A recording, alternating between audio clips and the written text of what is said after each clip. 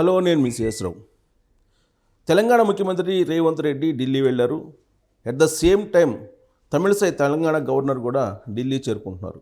వీళ్ళిద్దరూ ఒకేసారి ఎందుకు చేరుకుంటున్నారు, ఒకేసారి ఢిల్లీ పర్యటన ఎందుకు పెట్టుకున్నారు అనే దాని మీద హాట్ డిబేట్ జరుగుతుంది, హాట్ టాపిక్గా కూడా ఉంది.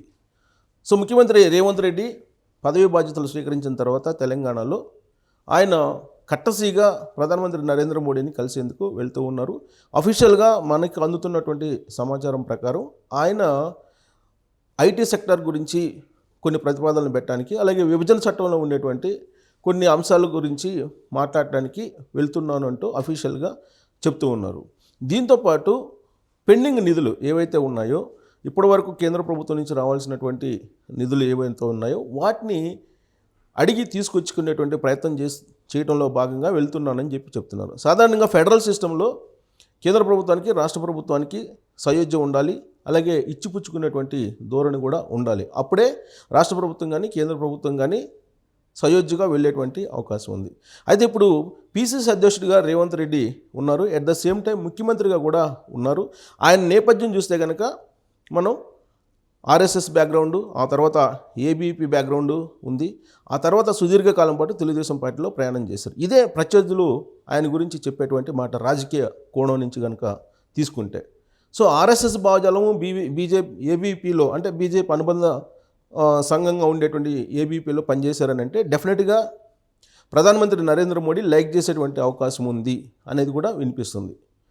ముఖ్యమంత్రిగా రేవంత్ రెడ్డి ప్రమాణ స్వీకారం చేసిన తర్వాత ప్రధానమంత్రి నరేంద్ర మోడీని కలిసిన తర్వాత ఏదో జరుగుతుంది అనేటువంటి ఒక రాజకీయపరమైనటువంటి చర్చ అయితే జరుగుతుంది. బహుశా అందుకేనేమో రేవంత్ రెడ్డి ఆయన ఢిల్లీ వెళ్తూ బట్టి విక్రమార్కను కూడా వెంటబెట్టుకొని వెళ్తూ ఉన్నటువంటి పరిస్థితి. సో ఏఐసిసికి సంబంధించినటువంటి నేతలతో సమావేశమయ్యేటువంటి అవకాశం ఉంది. అలాగే రాహుల్ గాంధీతోటి వీలుంటే భేటీ అయ్యేటువంటి అవకాశం కూడా ఉందని చెప్పి అఫీషియల్గా మనకు తెలుస్తున్నటువంటి సమాచారం. అయితే ఈ భేటీ తర్వాత తెలంగాణలో అనూహ్యమైనటువంటి పరిణామాలు చోటు చేసుకునేటువంటి అవకాశం ఉంది. రాజకీయంగా కానీ లేదా విధానపరమైనటువంటి నిర్ణయాలు కానీ చోటు చేసుకునేటువంటి అవకాశం ఉంది అనేది ఒక చర్చ జరుగుతుంది. సో హోంశాఖ మంత్రి అమిత్ షాను తమిళసై కలవబోతున్నారు. వాస్తవంగా తమిళసై ఆమె కలవాలనుకుంటే కనుక ప్రధానమంత్రి నరేంద్ర మోడీని కలుస్తారు, లేదా రాష్ట్రపతిని కలుస్తారు. కానీ ఆమె షెడ్యూల్లో కేంద్ర హోంశాఖ మంత్రి అమిత్ షా తోటి భేటీ అయ్యేటువంటి అంశం మాత్రమే ఉంది. ఇక్కడే కరెక్ట్గా మనం నిశ్చితంగా ఆలోచిస్తే కనుక తమిళసై ఏం చెప్పడానికి, కేంద్ర ప్రభుత్వానికి ఎలాంటి సమాచారం ఇవ్వడానికి ఢిల్లీ వెళ్తున్నారు అనేది ఒక క్వశ్చన్ వేసుకుంటే కనుక తమిళసై రాజకీయపరమైనటువంటి అంశాల గురించి చర్చించేదానికి మాత్రమే కేంద్ర హోంశాఖ మంత్రిగా ఉన్నటువంటి అమిత్ షాని కలవబోతూ ఉన్నారు అనేది కూడా వినిపిస్తుంది. సో కొంచెం వెనక్కి వెళ్తే కనుక రేవంత్ రెడ్డి పిసిసి అధ్యక్షుడు అయిన తర్వాత రాష్ట్రంలో ఉండేటువంటి పరిస్థితులు ఏమున్నాయి, కాంగ్రెస్ గ్రాఫ్ ఏ విధంగా పెరుగుతుందనే ఒక నివేదిక దాదాపు 5-6 నెలల క్రితమే తమిళసై కేంద్ర ప్రభుత్వానికి ఇవ్వడం జరిగింది. ఆ రోజుల్లో ముఖ్యమంత్రిగా ఉన్నటువంటి కేసీఆర్కి, అలాగే గవర్నర్గా ఉన్నటువంటి తమిళసైకి అస్సలు కుసిగేది కాదు. అంటే భేదాభిప్రాయాలు ఉండేవి. ప్లస్ ఆమెకు హెలికాప్టర్ కూడా ఇవ్వకుండా ఒక సందర్భంలో ఇబ్బంది పెట్టారు మేడారం జాతరకు వెళ్ళడానికి. అంతేకాదు అసెంబ్లీలో పాస్ చేసినటువంటి బిల్స్ను కూడా ఆమె ఆపిపెట్టినటువంటి సందర్భం కూడా ఉంది. గవర్నర్ కోటాలో ఎమ్మెల్సీని ఎంపిక చేసిన తర్వాత ఆ ఎమ్మెల్సీలు కూడా రాజకీయపరమైనటువంటి ఎంపిక ఇది అని చెప్పి ఆమె ఆపేశారు. దాంతో చివరి నిమిషంలో కేసీఆర్ ప్రభుత్వం నామినేట్ చేసినటువంటి ఎమ్మెల్సీల ఎంపిక కూడా ఆగిపోయింది. సో టగ్ ఆఫ్ వార్ అటు కేసీఆర్కి అలాగే తమిళసైకి నడిచింది ఒకానొక సందర్భంలో. ఆ తర్వాత ఢిల్లీ లిక్కర్ స్కాము, కవిత ఎపిసోడ్ బయట రావడంతో తర్వాత బీజేపీ అలాగే బీఆర్ఎస్ పార్టీ ఏదో తెర వెనుక ఒప్పందాలు కుదుర్చుకున్నాయి అనేటువంటి ఒక చర్చ అయితే నడిచింది. దానికి అనుగుణంగానే కేసీఆర్కి అలాగే తమిళసైకి మధ్య కూడా కొంత విభేదాలు కానీ లేదా వాళ్ళిద్దరూ మధ్య భేదాభిప్రాయాలు కానీ తగ్గినట్టు కనిపించాయి ఎన్నికల నాటికి. ఇప్పుడు సీన్ కట్ చేస్తే రేవంత్ రెడ్డి ముఖ్యమంత్రి అయ్యారు. రేవంత్ రెడ్డి ముఖ్యమంత్రి అయిన తర్వాత తమిళసై అలాగే రేవంత్ రెడ్డి ఇద్దరు కూడా కలిసి బాగా పనిచేస్తున్నారు, లైజనింగ్ తోటి ఉన్నారు అనేది కూడా అర్థమవుతుంది. అంటే గవర్నర్కి బాగా రెస్పెక్ట్ ఇస్తున్నారు రేవంత్ రెడ్డి, అలాగే రేవంత్ రెడ్డికి కూడా గవర్నర్ రెస్పెక్ట్ ఇస్తున్నారు ముఖ్యమంత్రికి. సో ఇద్దరు కూడా సయోధ్యగా ఉన్నారనేది చాలా క్లియర్గా వాతావరణం కూడా కనిపిస్తుంది. ప్రజాపాలన నేను కొనసాగిస్తానని చెప్పి రేవంత్ రెడ్డి చెప్పారు. ఇదంతా కూడా ఒక ఎత్తు. అయితే అసెంబ్లీ జరిగినటువంటి క్రమంలో శ్వేతపత్రం విడుదల చేయడం జరిగింది. ఆ శ్వేతపత్రాల్లో ప్రధానంగా ఆర్థికపరమైనటువంటి శ్వేతపత్రం విడుదల చేశారు. దాంతోపాటు రాష్ట్రంలో ఉండేటువంటి ఆర్థిక పరిస్థితులను మొత్తాన్ని కూడా బయటపెట్టారు. సో అలాగే కాళేశ్వరం సంబంధించినటువంటి అంశం కానీ లేదా మేడిగడ్డ కుంగిపోయినటువంటి అంశం కానీ ఇవన్నీ కూడా శ్వేతపత్రాలను విడుదల చేయడం జరిగింది. ఈ నేపథ్యంలో ఆ అసెంబ్లీలో ఏదైతే ఫోకస్ చేశారో ఆ ఫోకస్ చేసినటువంటి అంశాల మీద ఎలాంటి చర్యలు తీసుకోబోతున్నారు రేవంత్ రెడ్డి అనేటువంటి ఒక చర్చ జరుగుతున్నటువంటి క్రమంలో ఇప్పుడు ఢిల్లీ టూర్ ఓకే అయింది. అమిత్ షానేమో గవర్నర్ తమిళసై కలుస్తున్నారు, ప్రధానమంత్రి నరేంద్ర మోడీనేమో రేవంత్ రెడ్డి కలుస్తున్నారు. సో కాబట్టి ఏం చేయబోతున్నారు అనే దాని మీద బీఆర్ఎస్ పార్టీకి సంబంధించినటువంటి వాళ్ళు మాత్రం చాలా ఉత్కంఠంగా ఎదురు చూస్తూ ఉన్నారు. తమిళసై అమిత్ షాని కలిశారంటే కాళేశ్వరం మీద కానీ లేదా తెలంగాణలో జరిగినటువంటి అక్రమాల మీద కానీ సిబిఐకి ఇస్తున్నారా, సిబిఐకి సంబంధించినటువంటి విచారణ జరగబోతుందా కేసీఆర్ మీద, కేసీఆర్ అలాగే కల్వకుంట్ల ఫ్యామిలీ మీద విచారణ చేపట్టి జైల్లోకి పెట్టడానికి, జైల్లో వేయడానికి ప్రయత్నం జరుగుతుందా ఢిల్లీ కేంద్రంగా అనేటువంటి అనుమానాలు అయితే ఇప్పుడు రేకెత్తుతూ ఉన్నాయి. దానికి కారణం లేకపోలేదు. వాస్తవంగా ఇప్పుడు బీజేపీ ఏం చెబుతుంది, సిబిఐ విచారణ వేయాలి లేదా ఈడీ విచారణ వేయాలని చెప్పి కోరుకుంటుంది కాళేశ్వరం మీద, అలాగే మేడిగడ్డకు సంబంధించినటువంటి మొత్తం ప్రాజెక్ట్స్కి సంబంధించినటువంటి అంశం మీద. దీంతోపాటు ఆర్థికపరమైనటువంటి క్రమశిక్షణ లేకుండా చేశారు అనేది కూడా శ్వేతపత్రం ద్వారా కాంగ్రెస్ పార్టీ ప్రభుత్వం బయటపెట్టడం జరిగింది. సో ఆర్థిక క్రమశిక్షణ లేకపోవడం, కేంద్ర నిధులను డైవర్ట్ చేయడం, వీటి మీద కూడా చర్యలు తీసుకునేటువంటి అవకాశం ఉంది అనేది ఒకటి వినిపిస్తుంది.